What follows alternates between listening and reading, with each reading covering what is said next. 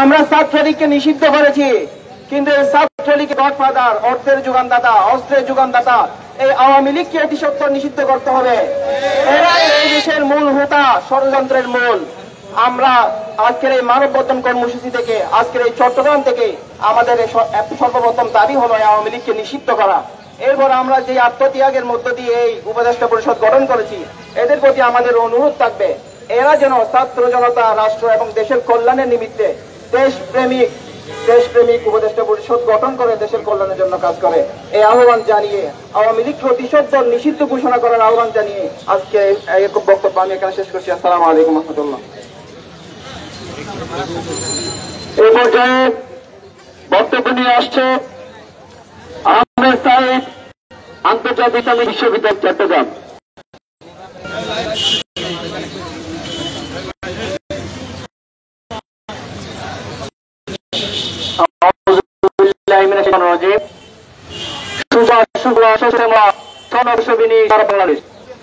এটা আমরা আমাদের এই দেশকে নিয়ে গর্ববোধ করি।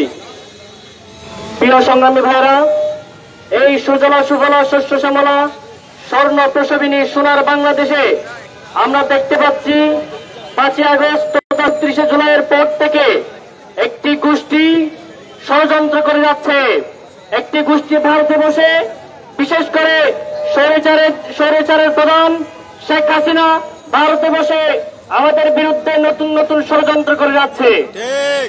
প্রিয় সংগ্রামী ভাইরা, আমরা দেখতে পাচ্ছি বর্তমান উপদেষ্টা পরিষদে এমন লোক নিয়োগ পেয়েছে, যেই লোক বিগত সময়ে স্বৈরাচারের দূষর ছিল। আমরা এই লোককে কোনোভাবে মেনে নিতে পারি না। আমরা উপদেষ্টা পরিষদকে আহ্বান জানাতে চাই, যারা বিগত 15 বছরে পিলখানা হত্যাকাণ্ড ঘটিয়েছে, 5/7 ঘটনা ঘটিয়েছে, সেখানে গণহত্যা চালিয়েছে, আলেম ওলামাদেরকে হত্যা করেছে। আমরা সেরকম দূষরদেরকে, সেই স্বৈরাচারের দূষরদেরকে আমরা কোনোভাবেই মেনে নিতে পারবো না। সংগ্রামী জনতা, আমরা এই সমাবেশ থেকে ঘোষণা করে দিতে চাই, আপনারা যদি স্বৈরাচারের দূষরদেরকে নতুন করে পুনর্বাসন করার চেষ্টা করেন, তাহলে আপনাদের অবস্থাও শেখ হাসিনার মতো হয়ে যাবে। আপনাদের অবস্থাও আওয়ামী লীগ, ছাত্রলীগ, যুবলীগের মতো হয়ে যাবে। আমরা আরো জানাতে চাই, এখনো পর্যন্ত বিভিন্ন শিক্ষা প্রতিষ্ঠানের উপদেষ্টা পরিষদে, বিভিন্ন শিক্ষা প্রতিষ্ঠানের গভর্নিং বডিতে আমরা দেখতে পাচ্ছি স্বৈরাচারের দূষণরা এখনো বসে আছে। এখনো বিভিন্ন স্থান থেকে লুকায়িতভাবে স্বৈরাচারের দূষণরা সেই শিক্ষা প্রতিষ্ঠানগুলো পরিচালনা করছে। কিন্তু প্রশাসন আমাদেরকে বলে তারা নাকি এই স্বৈরাচারকে খুঁজে পায় না, তারা নাকি আওয়ামী লীগকে খুঁজে পায় না, তারা নাকি যুবলীগকে খুঁজে পায় না। আমরা বলতে চাই, বিগত সময়ে আপনারা কিভাবে শিবিরকে খুঁজে পেয়েছেন, বিগত সময়ে কিভাবে ছাত্রদলকে খুঁজে পেয়েছেন, বিএনপিকে ধরে ধরে ঘর থেকে বের করিয়েছেন, জামাত শিবিরের নেতাদেরকে ঘর থেকে বের করিয়েছেন, সেটা কিভাবে করেছেন? এখন আপনাদেরকে সেভাবে ওদেরকে কোথায় আছে খুঁজে বের করতে হবে। সংগ্রামী ভাইয়েরা, এই উপদেষ্টা পরিষদে আবার নতুন করে এই উপদেষ্টা পরিষদ যারা স্বৈরাচারের দূষণ ঢুকেছে তাদেরকে অপসারণ করতে হবে, এবং অপসারণ করার মাধ্যমে একটি বিপ্লবী উপদেষ্টা পরিষদ গঠন করে এই বাংলাদেশকে ছাত্র জনতাকে উপহার, সুন্দর বাংলাদেশ উপহার দেওয়ার জন্য অনুরোধ জানিয়ে আমার বক্তব্য এখানে শেষ করছি। আসসালামু আলাইকুম রহমতুল্লাহ। আমরা অন্তর্বর্তীকালীন সরকারকে এসি রুমে বসে এই দেশ চালানোর জন্য দেয় নাই। ছাত্র জনতা তাদেরকে একটি দগদগে রক্তের মাঠ থেকে তাদেরকে যে শাসন ক্ষমতা দিয়েছে, এসি রুমে বসে এই দেশটাকে চালানোর জন্য না। যাদেরকে ডিসি, এসপি এবং নানান গুরুত্বপূর্ণ জায়গায় বসানো হয়েছে, পায়ের উপর পা তুলে এই দেশটাকে চালানোর জন্য তাদেরকে বসানো হয় না। আপনারা এসি রুমে বসে বসে আপনাদের স্বভাব মনে হয় খারাপ হয়ে যাচ্ছে। আপনাদেরকে রাস্তায় নেমে আসতে হবে, মানুষের হাহাকার আপনাকে বুঝতে হবে। এটা নতুন বাংলাদেশ, এটি যে রক্ত রাস্তায় ভেসেছিল, যে রক্ত আমার আপনার, যে রক্ত বাংলাদেশের 18 কোটি মানুষের সন্তানদের রক্ত, সেই সন্তানের রক্তগুলো এখনো শুকায় নাই। আপনাকে ভুলে গেলে চলবে আমার সামনে আমার আহত ভাইয়েরা যারা দাঁড়ানো আছে স্ট্রেচারে, আমার সামনে আমার আহত ভাইয়েরা সিনাকান্তা আছে। এটাই বার্তা দেয় বাংলাদেশের এই সাহসী জনতা যদি একবার ঘুরে দেখায় তাহলে আপনাদের জায়গা হবে না। সুতরাং আপনারা এই বীর মঞ্চ থেকে বীর চত্বর যে আওয়াজ তুলে আপনারা যদি কর্ণপাত না করেন তাহলে আপনাদের প্রেম দশা হবে। সুতরাং এ পর্যায়ে বক্তব্য রাখবেন বৈষম্য বিরোধী ছাত্র আন্দোলনের চট্টগ্রাম জেলার সমন্বয়ক জোবাইর আলম মানিক।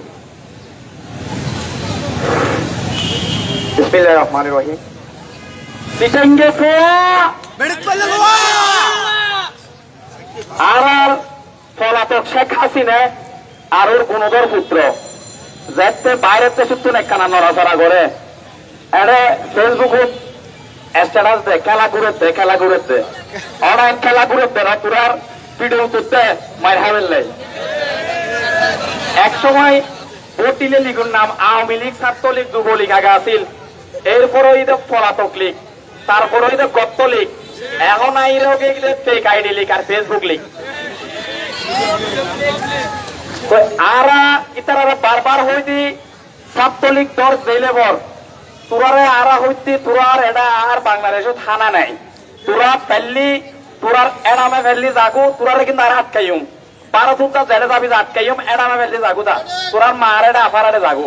কিন্তু তোরা যদি জেলত যেত তোরারে আর পর্যাপ্ত হানাফিনের ব্যবস্থা করি তোরারে যাবি সোজা হয়ে যাইত।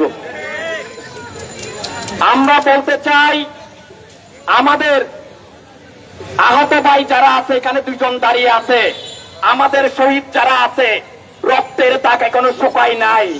তাই আমরা বলবো কেউ এই শহীদদের সাথে আহতদের সাথে বিপ্লবী ছাত্র জনতার সাথে বেইমানি করার দৃষ্টতা দেখাবেন না।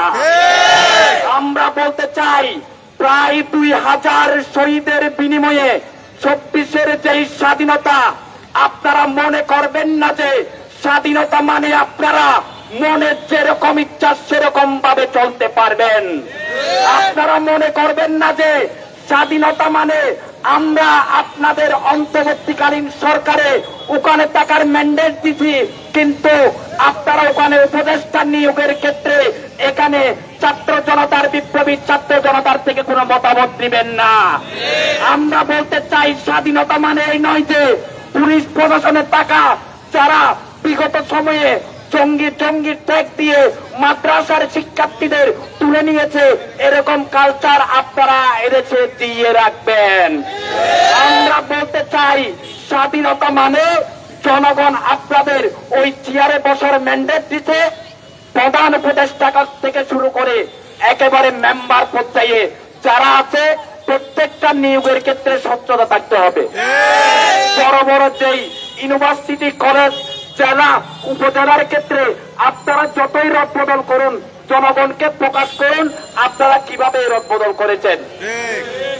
আমরা সুস্পষ্টভাবে বলতে চাই আমরা কোন দলীয় কোন পরিবর্তন চাই নাই, আমরা ব্যক্তির কোন পরিবর্তন চাই নাই, আমরা সিস্টেমের পরিবর্তন চেয়েছিলাম।